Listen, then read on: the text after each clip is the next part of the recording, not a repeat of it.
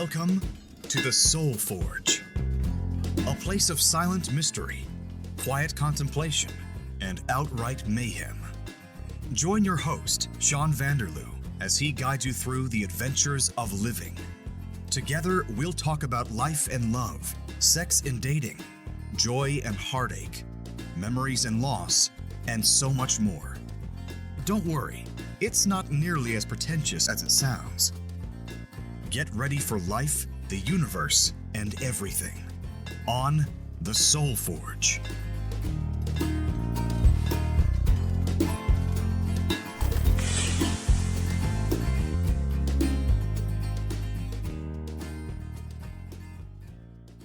Hey everybody, welcome to episode 40 of the Soul Forge podcast. I am your host once again, and as always, Sean Vanderloo. Today's show is going to be a deeply heartfelt, intriguing, interesting episode, but before we get into that, we have to do our future shout out. Looking through the time dilation portal device, I see that Captain McGillicuddy of the Starship Exeter in the year 2352 has recommended the podcast to everyone on his crew. In fact, they love the podcast so much, they often in staff meetings will listen to an episode and then discuss the finer points and how it relates to humanity and to their mission at hand. So that's quite fascinating, and I am very grateful that people 300 years from now are still listening to the show. That is awesome. All right, but to get into the heart of the episode, what are we talking about this week? Well, as you recall from the opening title sequence to the podcast that you hear at the beginning of every episode, for the last 40-odd episodes, I have been promising you outright mayhem. Outright mayhem. Well, here's some outright mayhem for you from last week, or should I say unintended consequences. All right, as you recall, episode 39 was the story of how I moved to Timmins and how it related to the lady who brought me up to Timmins. As I was recording it, it was a fairly straightforward, innocent recollection from 15-odd years ago. However, what I learned is that podcasting is hard. Let me set the scene. So last Wednesday, I was recording the episode. Thursday, I edited the episode and released it to the world. On Friday, I received a Facebook message from Lynn, who was the subject of that episode. And so we messaged each other back and forth, but the general drift of the messaging is that she was upset by my portrayal of her in said episode. I tried to explain to her that it was my truth as I saw it, my recollections from 15 years ago. The things that I said were either my own memories or things that people had told me. So for instance, when I said that her husband lost his job or that she had bankrupted several other people, this is not stuff that I had firsthand knowledge of, but things that people had told me. So of course the incidents that I related to you folks is either my hazy memories or secondhand accounts or whatever. So when I tell a story on the podcast, I'm either relating history as I remember it or history as it was told to me. That's all I can do. I can tell you with 100% certainty that I was quite surprised when I received the messages from her. I never expected her to hear the episode or find out about the episode or anything like that. What I did find out through the course of our correspondence last Friday was that people had sent her the link to the episode several times that day, and she was quite upset. And of course, I do apologize for upsetting her. I apologized in the course of our texting back and forth, but I was shocked and surprised that she had ever heard the episode. I didn't expect it. It wasn't to hurt her. It wasn't to do anything like that. It was just to relate a fun story about how I moved to Timmins. It turns out that we still have 20 friends in common.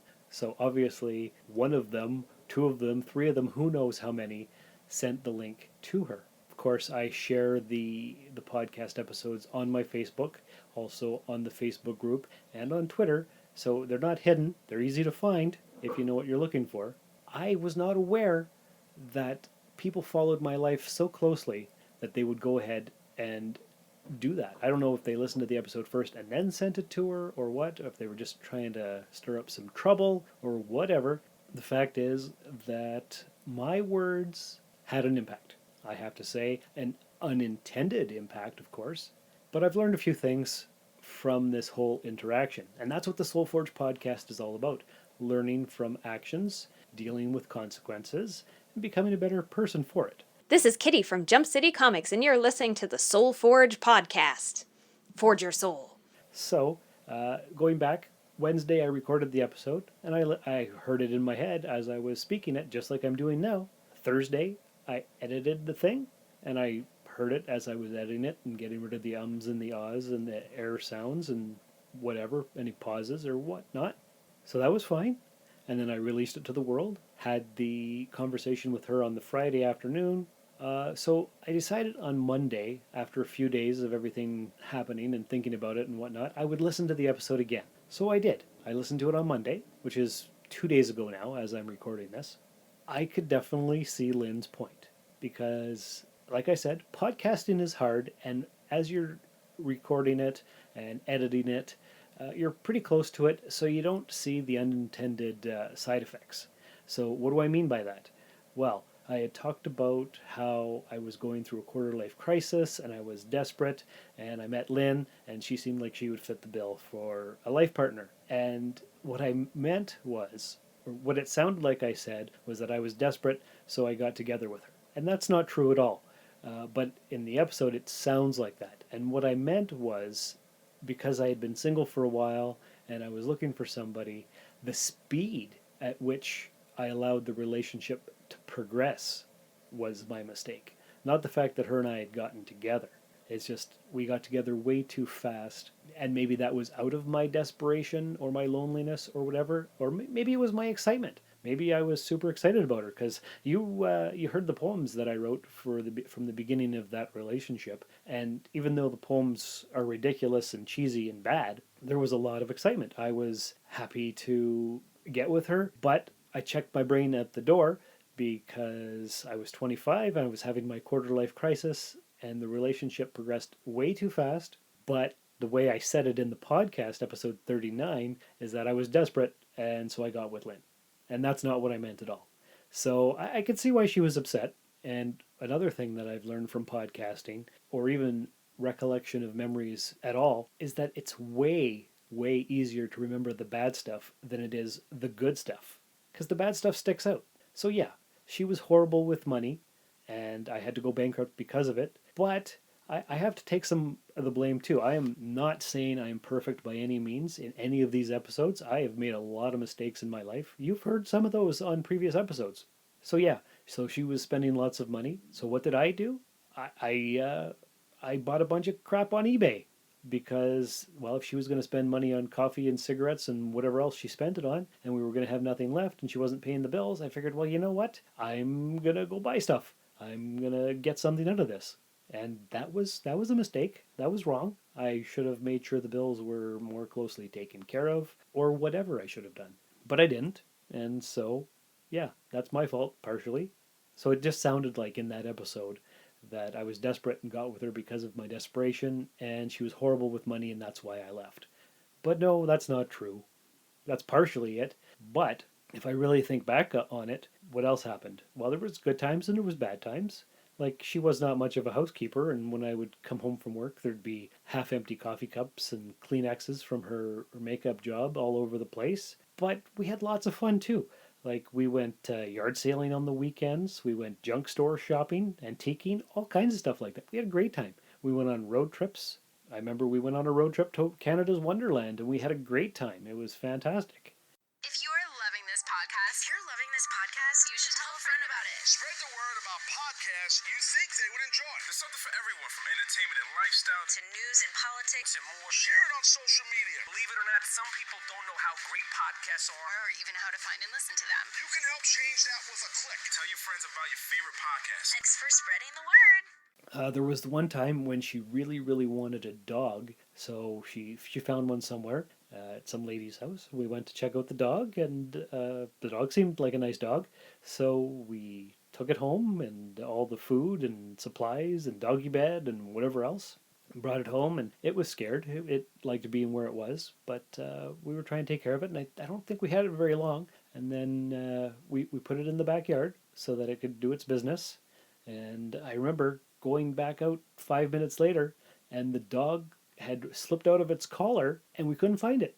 And it turned out the dog ran away and made its way back home. And this was far. This was, I don't know, maybe 10 miles. I'm not even sure. So we didn't end up getting a dog, but it was a fun story, and we enjoyed trying to get the dog. I remember we looked all over the place for it, and then the lady called and told us the dog was back with her, and we weren't getting it. So that wasn't great, but fun story. Another thing that when we first got together, she needed a car. I already had an old 1990 Chevy Celebrity station wagon, but we were getting together and Lynn wanted a car, so I bought her a 2002 Chevy Cavalier, a yellow two-door standard. And of course, at the time, I could not drive standard, but she taught me how. So because of Lynn, I learned how to drive standard. So that's fantastic. I'm grateful for that. See, I didn't mention that in the previous episode, but it's something that happened. What else can I say about her? Well, I said that she had bad teeth. I remember that. How did that come up even? It was one of our first few meetings. We were out for coffee, and she was smiling, and she seemed happy, and she had a great smile. And when she smiled and turned her head a certain way, I saw a couple bad teeth. But it wasn't her whole face or anything, like her teeth weren't falling out. So, yeah, the way I said it in episode 39 made it sound a lot worse than it actually was. And shortly after we got together, she fixed her teeth, and it was all good. But I'm just sensitive to teeth. I notice teeth because throughout my teenage years, I had crooked teeth. And I didn't smile from the time I was about 8 till the time I was 22. So I'm sensitive to teeth. I get it. That's how I met Lynn, because I had my braces taken off in the Sioux and met her on ICQ. Nothing really major. What else happened? I guess that's really it. It's just easy to remember the bad times and focus on that instead of the good times. So we had bad times. We had good times. We had all kinds of times. Throughout this entire sequence of events, what I have learned is that it's easy to misconstrue your words, because podcasting is hard, because I'm just sitting here in a room by myself talking, trying to recollect certain things, and the way I phrase things sometimes comes out in a not so pleasant manner. And sometimes it comes out really great, sometimes it comes out funny, sometimes there are connections that don't even make any sense. And speaking of connections, I think I focused on the money troubles because that was one of the major issues in the relationship. But if I connect episode 39, the Lynn story, to episode 38, Irrational Fears, what was my main irrational fear? If you don't recall, it was becoming homeless. So I think the reason I had such trouble with that relationship is because she was bad with money. I was scared of being homeless. I was afraid that her financial issues would cause me to be out on the street, and that was scary to me. So, and like I said, I was 25, 26, 27 throughout that relationship. I was young, I was inexperienced. She was my first real adult relationship, and she was older than me by 4 years. So I just let her be in the driver's seat, so to speak. And I guess I just didn't take responsibility as much as I should have for my own actions. So I'm not saying I'm perfect. I'm not saying it's all her fault. During our messaging last week, she told me that I was cruel and hurtful, which I don't see myself as being cruel and hurtful. I was just trying to explain my truth as I saw it. And like I said, I never expected her to actually hear the episode, so that was quite a surprise. And so I've learned quite a bit from the last week. Words matter. Think before you speak. Maybe I should listen to the episode in its entirety after editing it, because I could make connections that way. So that's different. What else? Well, I don't know what else. Just that at the conclusion of our texting, I told her that I did not intend to make her come across as an evil person, even though I may have. And if she would like to come on to the Soul Forge podcast and talk about our past or anything at all, she's more than welcome to come. I don't think she will. I don't think she wants to get together for coffee and record a conversation. That doesn't seem to be her style. But I do still extend the invitation to her if she's going to listen to this episode or any other future episode. I would love to have Lynn on and talk about our past and how we saw things differently and what actually happened. It's 15 years through the fog of time. I may not remember everything accurately. She may have a different side of things, and I'd be happy to have her on. Hello, I'm Daniel Peter Hitch, author of the Bubbles the Pirate children's book series and the Connected Worlds Chronicles. You're listening to the Soul Forge podcast. Keep forging your soul. I don't know how many of you follow the Soul Forge on Facebook, but last week I did add a new little thing to the website and also to the Facebook page. Just a blurb, and I'm just going to read it here at the end. And it says, "Don't forget that everything you hear on the Soul Forge is intended for entertainment purposes only. The opinions expressed are those of the speaker and may not hold up to reality, as memory is often unreliable. If you hear something you don't like or don't agree with, feel free to email the show or be a guest on the podcast. The purpose of the show is to share thoughts and memories and talk about uncomfortable subjects to bring these hidden topics out into the open." So yeah, the podcast is meant for entertainment purposes only. It is also meant as a teaching tool, a learning tool, therapy for me. If I'm able to help anybody through an uncomfortable situation, or if they hear something that I've been through and they can relate to it and see the mistakes that I've made and go a different direction, then it's all worth it. That's what I'm here for. The Soul Forge is all about becoming a better person. And that's what I tried to explain to Lynn in our texting. So hopefully she understands. I don't want her to be upset about it. I'm not bitter anymore. Maybe there's some bitterness remaining, because listening to the episode and those last two poems where I talked about just how horrible it was, yeah, there was a lot of bitter 15 years ago. So bitter you could taste it almost, I'm sure.